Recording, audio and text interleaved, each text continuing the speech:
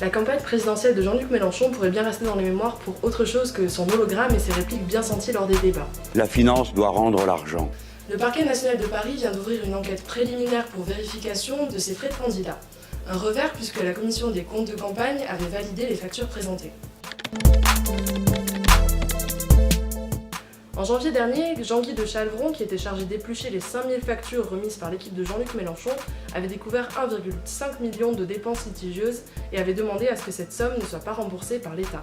Mais au final, ce sont seulement 430 000 € qui ont été retoqués. Jean-Guy de Chalvron claque la porte, les médias s'en emparent et la commission revient jeter un œil sur les comptes de Jean-Luc Mélenchon avant d'émettre un signalement.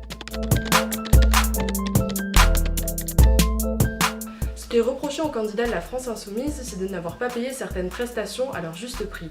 La commission a pointé des dépenses facturées par la société Mediascope, la facture serait trop éloignée des tarifs habituels de l'organisation, le principal intéressé s'est défendu dans un communiqué où il garantit n'avoir jamais bénéficié de rabais à 100%. Autre zone d'ombre pour le parquet, des dépenses en événementiel facturées par l'Air du Peuple, une association qui n'avait pas d'activité commerciale à l'origine et qui employait plusieurs membres de l'équipe de campagne de Jean-Luc Mélenchon.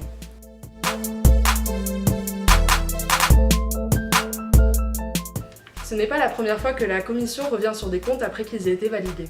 C'était par exemple le cas de la campagne de Nicolas Sarkozy en 2007 après la découverte d'échanges d'argent liquide.